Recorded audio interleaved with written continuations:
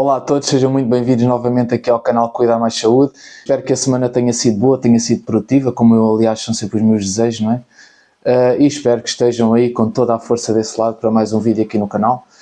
Hoje abordaremos aqui uma temática que está relacionada mais precisamente com uma questão que todos já ouvimos falar, que é a febre da carraça, penso eu, e ela é provocada por um parasita, que é a carraça, que normalmente se agudiza mais ou que está mais presente nas alturas mais quentes do ano, alturas essas a primavera e também aqui a altura do verão, portanto é algo que afeta mais a nível sazonal do que propriamente durante todo o ano, não é? Portanto fiquem desse lado, espero que deixem um like, não se esqueçam, e que partilhem nas redes sociais e subscrevam o canal, pois claro. Até já!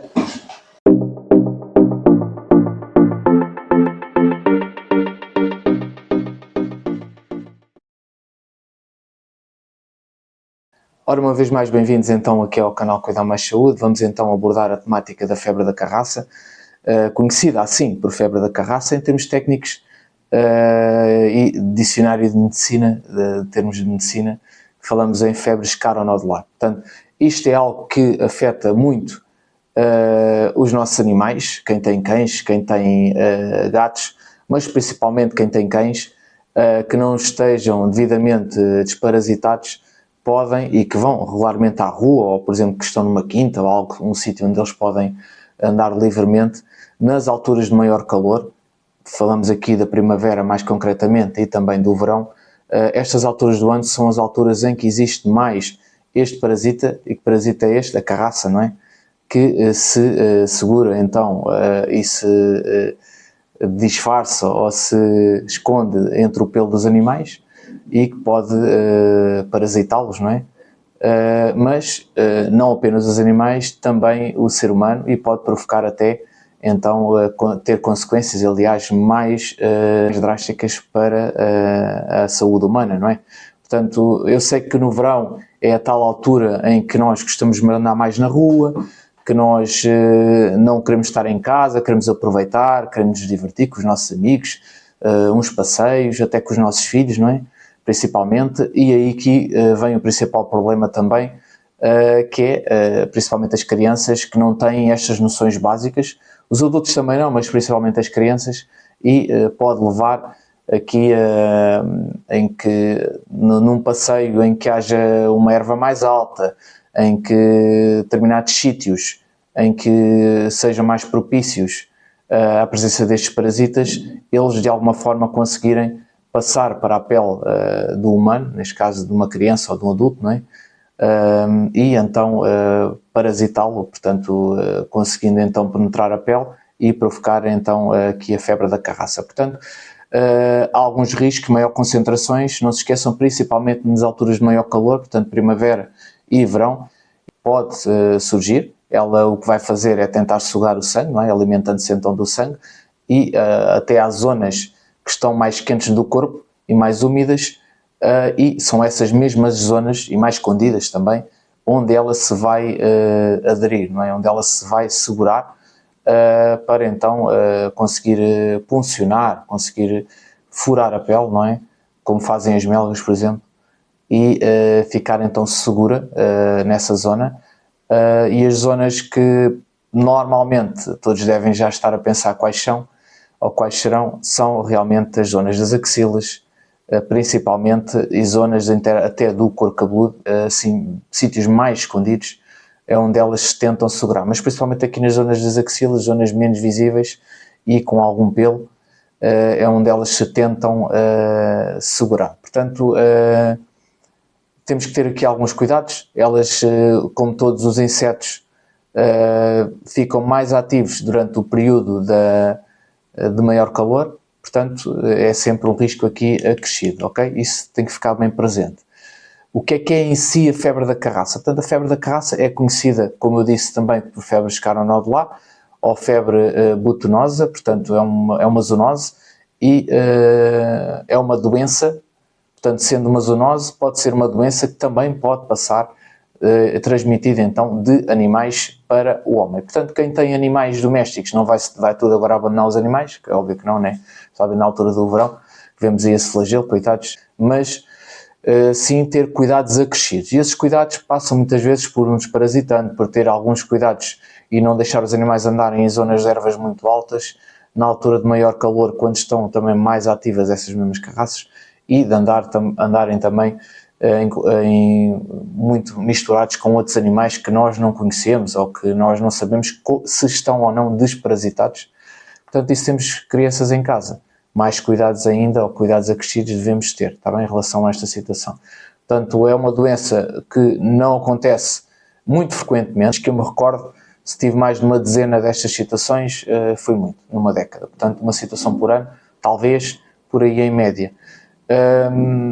Portanto, o que acontece é que é raro, mas quando acontece pode trazer aqui consequências graves e até, de certo modo, fatais ou letais, ok? Portanto, não é caso para brincadeira, não é algo que para esterismos, mas também não é algo que seja para relaxar e baixar um bocadinho aqui as defesas, não é?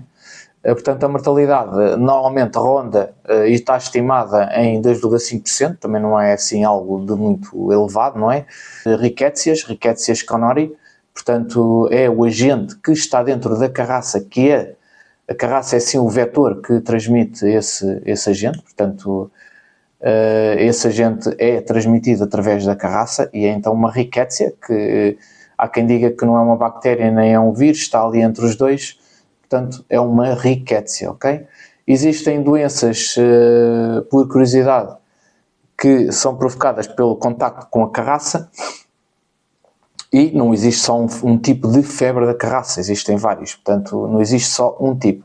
A mais frequente em Portugal é então, mais frequentes são então a borreliose de Lyme e a febre da carraça, as principais doenças provocadas aqui pela carraça, pelo contacto com as carraças em Portugal, ok? Em Portugal. As causas desta doença. Sabemos que a febre é um dos sintomas ou sinais, mas apesar da febre surgir devido a haver aqui um contacto da carraça com o ser humano, não é? Neste caso, através da picada do inseto, é apenas o vetor desses mesmos agentes, ok? Que causa a doença. Portanto, a carraça, como disse anteriormente, é o vetor. Portanto, é o vetor que vai causar esta doença. É aquele organismo, portanto, é aquele parasita que vai transmitir aqui a febre da carraça. Portanto, há então uma transmissão indireta. Portanto, há a picada e só por haver a picada não quer dizer que vai existir aqui febre da carraça naquele ser humano, portanto, naquela pessoa. Portanto, pode não existir. E é frequente não existir, ok? Portanto, isto também tem que ficar bem presente. É causada pela Rickettsia, que já foi dito agora também, e essa Rickettsia, ou seja, esse agente, esse agente bacteriano, ou esse agente, melhor dizendo, esse micro-organismo, então está presente então, nas mandíbulas da carraça, bem como também nas glândulas salivares deste parasita, ok? Portanto, eles estão infectados, e só por estarem infectados não quer dizer que possam transmitir de algum modo a doença, ok? Ou seja, esta Rickettsia. Podem estar infectados e não haver nenhum tipo de transmissão. Portanto, isto também é bom que fique presente. A carraça pica e não quer dizer que a pessoa fique logo infectada com a Rickettsia, esse micro-organismo. Demora sempre cerca de, aqui tentando balizar, de 6 a 20 horas para que isso aconteça, ok? Mesmo que a carraça já esteja bem segura ao corpo da pessoa, ok? Portanto, não quer dizer que seja uma coisa imediata, leva mais ou menos uma janela de tempo, como o que eu acabei de dizer. Portanto, como é que podemos atuar numa situação destas? Portanto, qual é a nossa atuação? Portanto, elas podem ser acastanhadas, podem ser avermelhadas, portanto, as carraças, não é? Elas, as carraças, ou então pretas. Elas depois, quando estão grandes, prendem-se do hospedeiro. Portanto, o que é mais usual é normalmente vermos nos queijos, não é?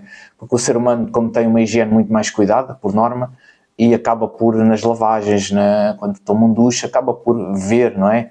E mesmo não vendo, acaba por sentir, às vezes, quando elas já têm, se chegarem a alguma dimensão. E a higiene também é inimiga de uma carraça segurar ao corpo, não é? do hospedeiro, como é óbvio. Tem que ser totalmente retirado, não convém ficar nada preso à pele, portanto é muito importante. Temos de ter especial cuidado à cabeça e às mandíbulas da carraça, portanto porquê? Porque é nas mandíbulas e nas glândulas salivares deste inseto, deste parasita, que se acumulam, como eu disse também já, aqui esses micro-organismos, ok? Portanto, eles prendem-se com o resto do corpo. Por tal, é recomendado então que haja uma pinça ou um polegar ou um indicador. Portanto, quando é um polegar ou um indicador, devemos usar então um papel ou um algodão para que não haja um contacto direto com o inseto. Isto também é lógico para que não fique vestígios desses micro-organismos nos dedos e depois podemos ir com eles à boca, aos olhos, às vias nasais. Portanto, todas estas zonas nós sabemos que são zonas também de transmissão de outros agentes infecciosos, não é? Daí nós ficarmos normalmente doentes, é por esta situação. Portanto, não podemos tirar só um bocado da carraça e ficar lá um bocadinho e depois esse bocadinho pode realmente levar aqui ao contágio e também é importante estarmos em cima deste tipo de situações. Como nem todas as carraças aqui estão infectadas e por vezes o inseto até é detectado com alguma rapidez, no próprio dia até, o mais importante sempre é retirar a carraça e desinfetar bem a zona da picada, ok? Portanto, isto é importante. É óbvio que também temos que, a posteriori, não é? E sem dúvida nenhuma, depois ver bem, aliás, o local da picada, portanto, onde ela estava segura, a carraça, de onde a removemos. Temos que vigiar durante alguns dias esse local. Se é normal ficar um bocadinho vermelho na altura, não é? Ela estava lá segura, não é?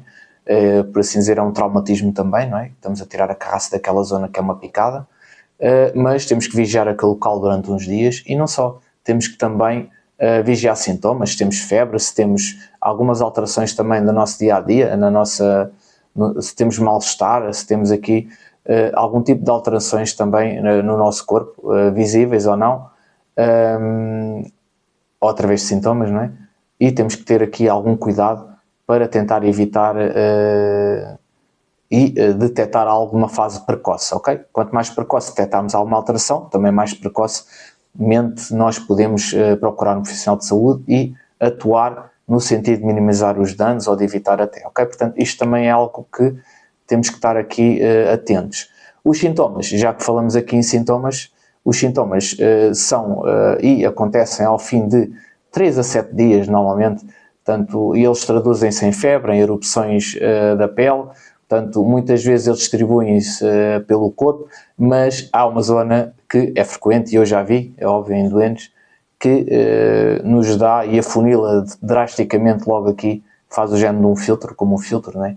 E aponta-nos para esta doença que é a febre escarnodular, a febre da carraça, que é uma lesão que até ganha muitas vezes um tipo de crosta, que nós até designamos então por tache noire, portanto, no local dessa picada, portanto, também. Portanto, no entanto, em muitos casos a mordida não é vista ou não é sentida, não é detectada pela pessoa que foi picada e após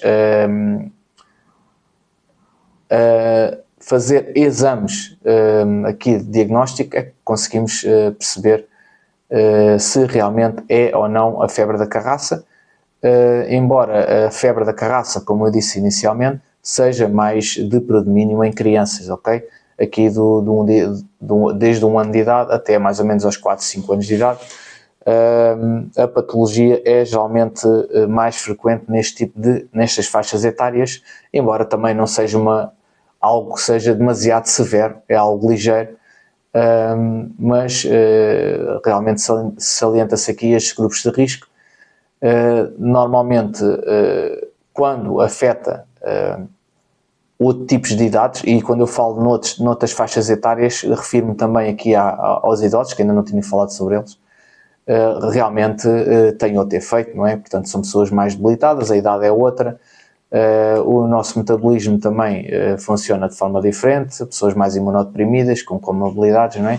E então estamos a perceber aqui o barril de pólvora que é, e as pessoas idosas com estas comorbilidades ou outro tipo, ou doenças oncológicas e afins, e doenças metabólicas, é óbvio que normalmente vão ter aqui mais problemas para lidar com a doença, mais concretamente aqui então a febre da carraça. Portanto, o tratamento é feito aqui em casos em que os sintomas da febre comecem a surgir, normalmente após consultar o clínico e havendo aqui realmente uma observação por parte do clínico, tem que se tentar perceber se sofreu alguma picada, as zonas onde andou recentemente, se alterou algo na sua rotina, para tentar perceber a natureza daquela patologia, se sofreu alguma picada, etc. Portanto, após o diagnóstico da doença, normalmente o tratamento é feito com antibióticos e quanto mais rápido for a administração desses mesmos antibióticos, mais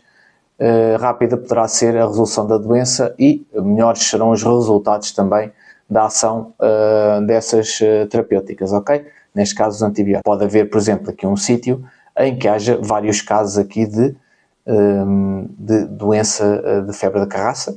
Imaginemos numa localidade qualquer, e já aconteceu 3 ou 4 casos este ano, e temos que perceber de onde é que eles vêm, não é? Portanto, se conseguimos detectar que os locais ou o local de onde as pessoas normalmente andam, fazem o seu passeio, são essas mesmas pessoas que revelam ter estes sintomas e a febre da carraça, então temos que fazer uma intervenção rigorosa, porque acaba por ser aqui uma questão de saúde pública, não é? E temos que atuar. Os animais aqui têm um papel importante, como é óbvio, não é? Porque podem ser então os vetores também. Portanto, as carraças podem então transmitir esses micro-organismos também aos animais, ok?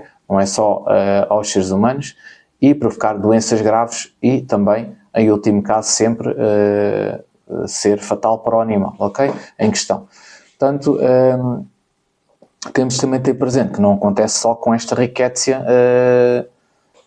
conori, portanto pode acontecer com outro tipo de doenças que são transmitidas pela carraça. Não nos podemos esquecer também disto. Portanto, sabemos que o cão, principalmente o cão, tem um papel aqui bastante ativo na propagação da febre da carraça. São realmente, que os cães são realmente, sabemos então que os cães são realmente aqui, de certo modo, um reservatório também para estes parasitas, não é? O que quer dizer é que, imaginemos que o cão está infectado com esta Rickettsia conari, e o cão está infectado e vai haver outras carraças que vão picar esse cão e essas carraças podem não estar infectadas, mas vão ficar infectadas, ok? Portanto, vão ficar infectadas e vão ser também vetores da doença noutros animais ou mesmo em pessoas. Portanto, isto também é importante que fique presente. Portanto, as carraças podem então ficar infectadas e tanto a partir de um cão como de qualquer outro animal. Portanto, não é só o cão. A sua proximidade pode oferecer, claro, isto é óbvio, maior risco de transmissão. Portanto, alguns cães que, não é que sejam muitos, mas alguns cães que estão infectados então por este agente, a Rickettsia conari, podem desenvolver então aqui a doença em um quadro clínico semelhante à febre da carraça, tal como os humanos, ok? Portanto, isto pode acontecer e, no entanto, esta suscetibilidade dos cães para a doença, ou seja, para terem estes sintomas da doença, é o que eu quero dizer, é sempre muito mais baixa e também pensa-se aqui por alguns estudos que se fizeram, nem em todas as raças há esta suscetibilidade, ok?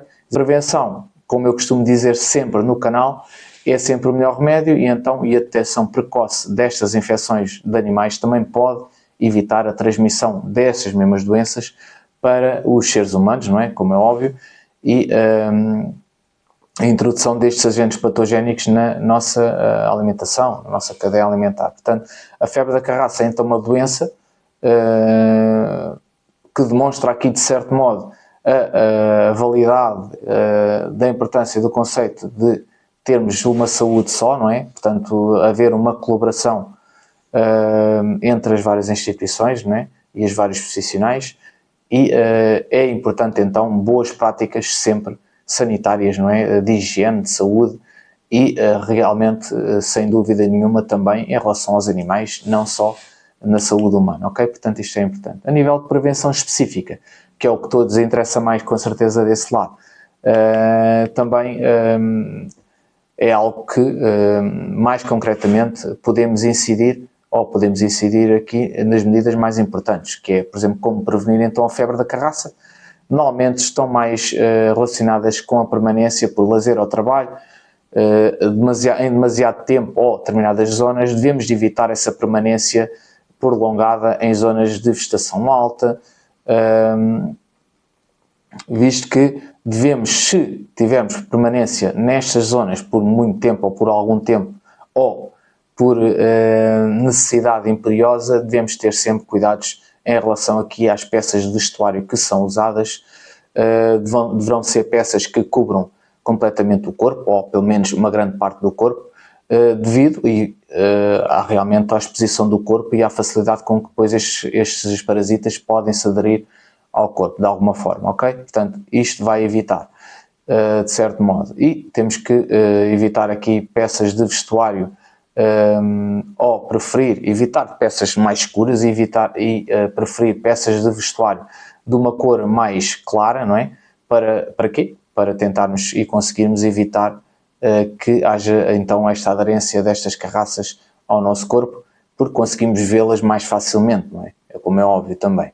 E temos aqui uma preferência a nível de calçado, por calçado também mais fechado, para também evitar essa entrada destes parasitas para os nossos pés, por exemplo, e após estarmos nesses locais, fazer uma inspeção cuidada do nosso corpo, de várias áreas do nosso corpo, e devemos nos sempre lembrar que estes parasitas, é a natureza deles, tentarem se esconder e procurarem sempre as tais áreas que eu referi há pouco, que são áreas mais úmidas, mais escondidas, mais escuras também, são áreas mais dissimuladas, onde existem pelos, onde eles tentam sempre se esconder preferencialmente e alojam-se e picam nessas áreas para passarem então mais despercebidas ao hospedeiro, não é? Portanto, ao hospedeiro, principalmente neste caso, o ser humano.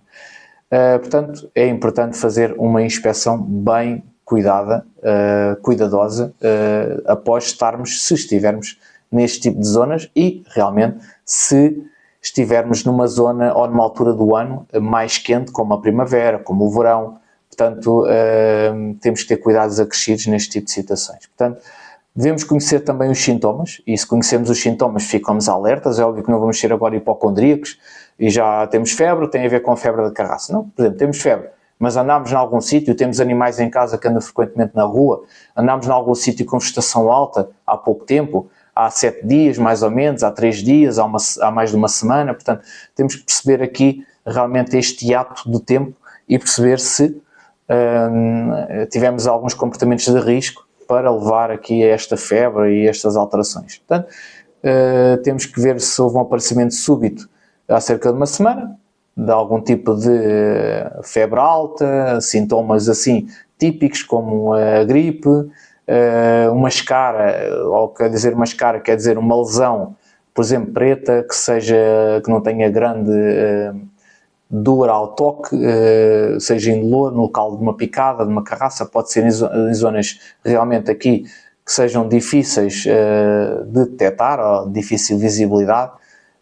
Como eu disse também inicialmente, um dos sítios que elas preferem também é o couro cabeludo, porque estão mais escondidas, não é? E temos que perceber se há aqui erupções da pele, manchas realmente, pequenas manchas elevadas e vermelhas, que normalmente, não se esqueçam, começam nos membros inferiores e acabam a cobrir totalmente o corpo. Pode acontecer também nas palmas das mãos. Se realmente detectarmos aqui, devemos procurar sempre um médico, um enfermeiro, um profissional de saúde que nos possa dar aqui algum feedback sobre estes sinais e estes sintomas e possamos então agir de forma célere, rápida, para tentar evitar aqui a propagação da doença e então que a recuperação e os resultados sejam muito melhores se fizermos logo aqui uma intervenção rápida, ok? Portanto, a evolução vai ser melhor e a recuperação, com certeza, também irá ser melhor. E hoje é tudo. Obrigado então por estarem presentes em mais um vídeo aqui no canal Cuidar Mais Saúde. Não se esqueçam, deem um saltinho também ao site cuidarmaissaude.pt. Portanto, é um site também que agora que pode ajudar a nível de prestação de cuidados ao domicílio, caso haja essa necessidade por parte de vós que me estão a ver. Deixem cá o comentário na caixa de comentários em baixo, deixem o like, não deixem de subscrever o canal, de ativar o sininho para receberem notificações sempre que vídeos novos hajam e agradeço uma vez mais por me seguirem e partilhem nas redes sociais, já sabem. Eu por cá vou estando e até ao próximo vídeo. Obrigado.